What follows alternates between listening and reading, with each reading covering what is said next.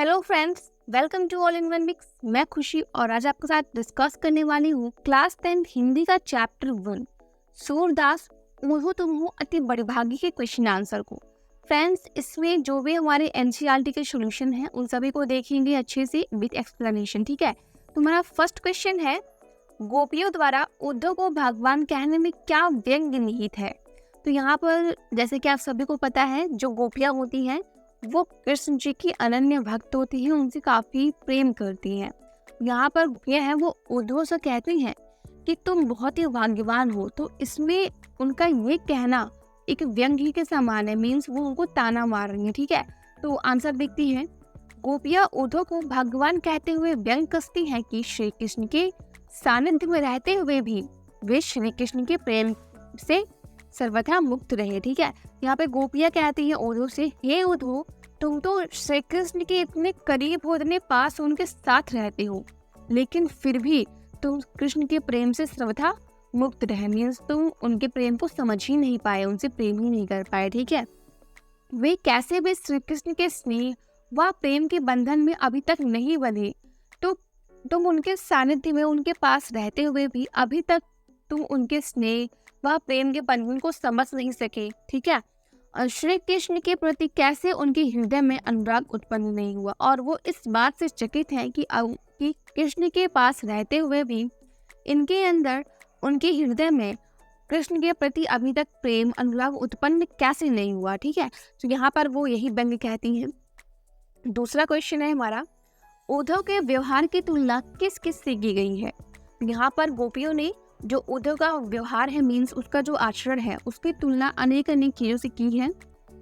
जैसे कि आपको पता होगा कि अगर पानी में तेल डाल दो तो वो तेल जो है ना वो ऊपर ही तैरता रहता है। ठीक है, और सेम उसी प्रकार तो यहाँ पर गोपियाँ कहती है, गोपियों ने उद्धव के व्यवहार की तुलना कमल के पत्ते से की है। मीन्स आप देखोगे जो कमल का पत्ता है ना वो हमेशा पानी में ऐसे ऊपर तैरता रहता है, जो नदी के जल में रहते हुए भी जल की ऊपरी सतह पर ही रहता है, क्योंकि उसके पत्तों पर एक बूंद भी जल की नहीं टिकती है। ठीक है, वो नीचे तुरंत गिर जाती है, अर्थात जल का प्रभाव उस पर नहीं पड़ता है। श्री कृष्ण का सानिध्य पाकर भी वह भी श्री कृष्ण के प्रभाव से मुक्त है। मीन्स वो जैसे कि नदी में जो कमल का पत्ता है वो ऊपर ही तैरता रहता है, उस पर जल की एक बूंद भी नहीं टिकती है, वैसे ही हे उद्धव, तुम तो श्री कृष्ण के पास रहते हुए भी तुम उनके प्रेम को समझ नहीं पाए। वह जल के मध्य रखे तेल के गागर की भांति है, जिस पर जल की एक बूंद भी नहीं टिक पाती। और कहती है कि उद्धव, तुम तो उस जल में रखे हुए तेल के गागर के समान हो, मीन्स मटकी के समान हो, जिस पर पानी की एक बूंद भी नहीं टिक पाती है। ठीक है, सो गोपियाँ मटके से, कमल से उनके विवाह की तुलना करती हैं। फिर हमारा तीसरा क्वेश्चन है, गोपियों ने किन किन उदाहरणों के माध्यम से उद्धव को उलाहने दिए हैं।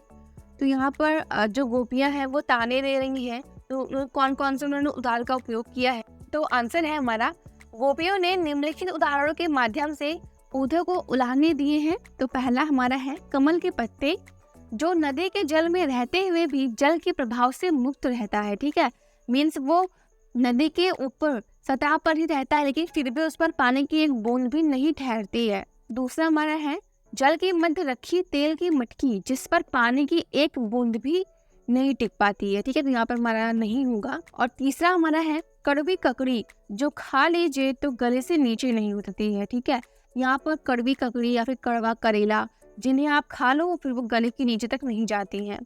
चौथा हमारा है प्रेम रूपी नदी में पाँव डुबा कर वे ये कहती हैं उद्धव से कि उद्धव, तुम तो प्रेम रूपी नदी मतलब श्री कृष्ण के पास रहते हो, फिर भी तुम उनके प्रेम के बंधन से तो मुक्त हो। तो फोर्थ क्वेश्चन हमारा है, उद्धव द्वारा दिए गए योग के संदेश गोपियों की विराग्नि में घी का काम कैसे किया। ठीक है, तो यहाँ पर देखो उद्धव जो है वो संदेश लेकर आए हैं गोपियों के लिए, तो गोपियों के लिए ना वो अति दुखदाई है। तो आंसर हमारा है, उद्धव द्वारा दिए गए योग के संदेश ने गोपियों के विरह अग्नि में घी का काम इस तरह किया, क्योंकि गोपियां तो श्री कृष्ण की आने की प्रतीक्षा में थी। उन्हें विश्वास था कि श्री कृष्ण जल्दी आएंगे और उन्हें विरह की अग्नि शांत होगी। तो गोपियों को ऐसा लगा था कि श्री कृष्ण जो है वो जल्दी आएंगे और फिर जो उनका इंतजार करने का समय है, जो उत्सुकता है उनकी आने की, वो खत्म होगी, समाप्त होगी। लेकिन फिर उद्धव द्वारा आया हुआ ये संदेश देकर गोपियों की विदागमन का काम किया है। ठीक है, तो यहाँ पर जो हमारे आंसर की फर्स्ट लाइन है वो क्वेश्चन ही सेम कॉपी हो गया है फ्रेंड्स, तो आप सेकेंड लाइन से आंसर लिखोगे। क्वेश्चन नंबर 5 हमारा है, मर्यादा न लही के माध्यम से कौन सी मर्यादा ना रहने की बात की जा रही है। तो यहाँ पर जो है वर्ड मर्यादा ना लही, तो इसके माध्यम से हमें कौन सी मर्यादा में ना रहने की बात की जा रही है, आपको ये बताना है। यहाँ पर इसकी बात है, जैसे कि आपको पता है कि यहाँ पर जो गोपियाँ हैं वो कृष्ण जी से बहुत प्रेम करती हैं। यहाँ पर कहते हैं प्रेम की मर्यादा में ना रहने की बात की जा रही है। ठीक है, मीन जो कृष्ण है वो मथुरा चले गए हैं, तो गोपियाँ जो हैं उन्हीं के वियोग में रो रही हैं। ठीक है, आंसर देखते हैं। मर्यादा न लही के माध्यम से प्रेम की मर्यादा न रहने की बात की जा रही है। कृष्ण के मथुरा चले जाने पर गोपियाँ उन्हें वियोग में जल रही हैं या फिर वियोग में रो रही हैं। क्वेश्चन नंबर 6 हमारा है, कृष्ण के प्रति अनेक अनन्य प्रेम को गोपियों ने किस प्रकार अभिव्यक्त किया है। तो गोपियों ने कहा है कि हम लोग कृष्ण से अनन्य प्रेम करते हैं, तो उन्होंने अपने प्रेम को किस प्रकार प्रकट किया है। आंसर है, गोपियों ने श्री कृष्ण के प्रति अपने अनन्य प्रेम को हारिल पक्षी के उदाहरण के माध्यम से अभिव्यक्त किया है। वे अपनों को हारिल पक्षी व कृष्ण को लकड़ी की भांति बताया जाता है।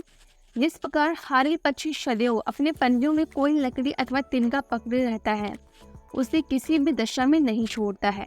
यहाँ पर जो हारिल पक्षी है वो ऐसा पक्षी है जिस जमीन पर अपना पाँव नहीं रखता है। ठीक है, वो हमेशा अपने साथ कोई लकड़ी या कोई टुकड़ा लेके चलता है।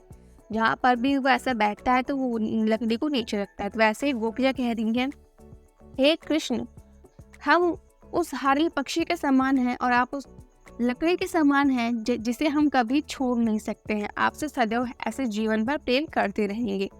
क्वेश्चन नंबर 7 हमारा है, गोपियों ने उद्धव से योग की शिक्षा कैसे लोगों को देने की बात कही है। तो यहाँ पर जो गोपियाँ हैं तो उद्धव से कहती हैं कि जो तुम ये योग की शिक्षा लेकर आए हो उसे किसी और को जाके दो। तो कौन से लोग को जाने की बात कर रही है। तो गोपियाँ ने उद्धव को योग की शिक्षा ऐसे लोगों को देने की बात कही है जिनका मन चंचल है और इधर उधर भटकता है।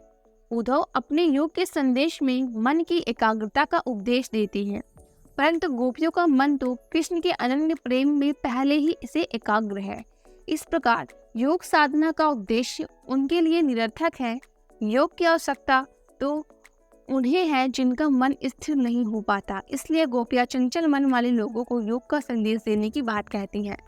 यहाँ पर गोपियाँ कहती हैं, हे उद्धव, तुम अपनी योग का संदेश उन व्यक्ति को जाकर दो जिनका मन चंचल है, इधर उधर भटकता रहता है। हमारा मन तो कब का श्री कृष्ण के प्रेम में एकाग्र हो चुका है।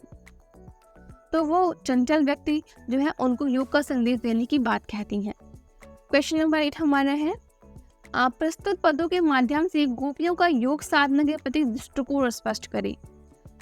आंसर हमारा है, सूरदास द्वारा रचित इन पदों में गोपियों की कृष्ण के प्रति एकनिष्ठ प्रेम, भक्ति, आसक्ति और स्नेहमिता प्रकट हुई है, जिस प्रकार किसी अन्य का असर अप्रभावित रह जाता है। गोपियों पर श्री कृष्ण के प्रेम का ऐसा रंग चढ़ा है कि खुद कृष्ण का भेजा गया संदेश कड़वी ककड़ी और रोग व्याधि के समान लगता है, जिसे वे किसी भी दशा में अपनाने को तैयार नहीं है। फ्रेंड, यहाँ पर देखिए जो सूरदास जी ने कविता लिखी हुई है, तो इन पदों में गोपियाँ जो है ना वो कृष्ण के प्रति एकनिष्ठ प्रेम, मतलब केवल और केवल श्री कृष्ण जिससे वो प्रेम करती हैं, उनकी भक्ति में लीन रहती हैं। ठीक है, तो यहाँ पर गोपियों ने अपने प्रेम को, अपने भक्ति को, अपने स्नेह को प्रकट किया है और फिर ठीक है उन पर किसी का असर नहीं होता है। गोपियों पर श्री कृष्ण के प्रेम का ऐसा रंग चढ़ा हुआ है, मतलब गोपियाँ श्री कृष्ण के प्रेम में इतनी अच्छे से लीन है कि वो खुद कृष्ण का भेजा हुआ योग संदेश उनको कड़वी ककड़ी और योग बाध के समान लगता है, जिसे वे किसी भी दशा में अपनाने को तैयार नहीं है।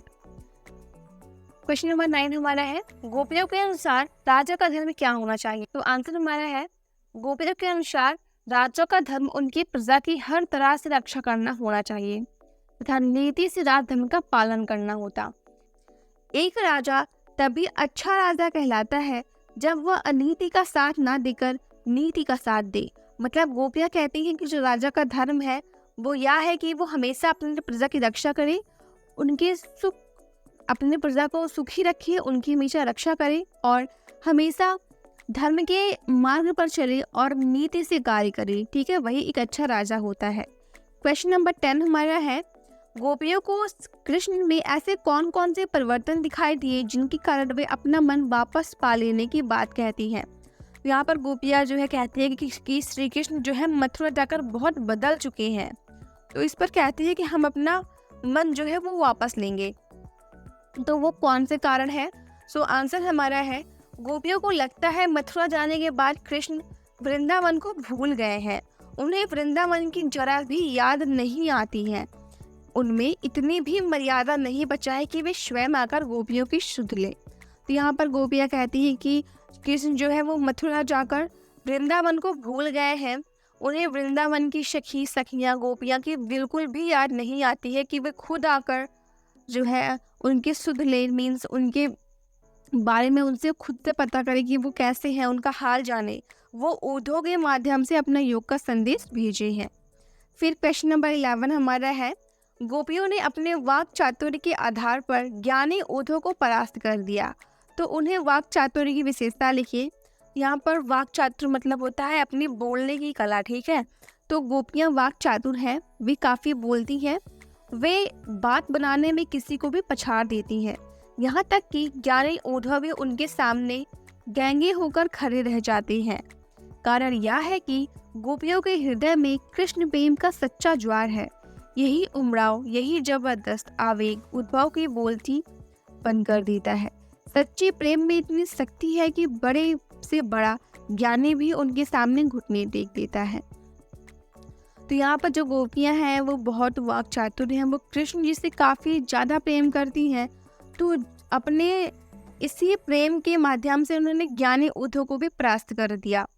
तो सच्चे प्रेम में इतनी ज़्यादा शक्ति होती है कि बड़े से बड़ा ज्ञानी भी सच्चे प्रेम के सामने अपने घुटने टेक देता है। ठीक है, क्वेश्चन नंबर 12 हमारा है, संकलित पदों को ध्यान में रखते हुए सूरदास के भ्रमर गीत की मुख्य विशेषताएं लिखिए।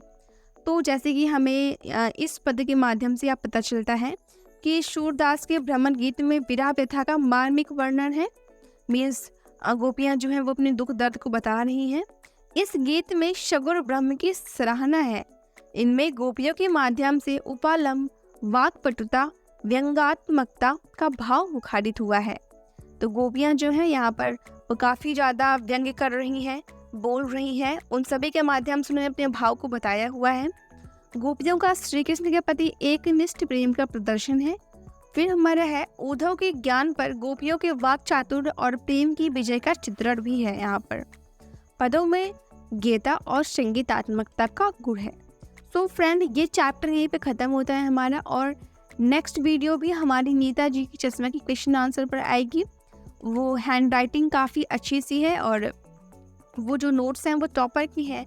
सो फ्रेंड, जल्दी से हमारे चैनल को सब्सक्राइब कर लीजिए जिससे आपको आने वाली वीडियो की नोटिफिकेशन मिलती रहे। Till then, Radhe Radhe.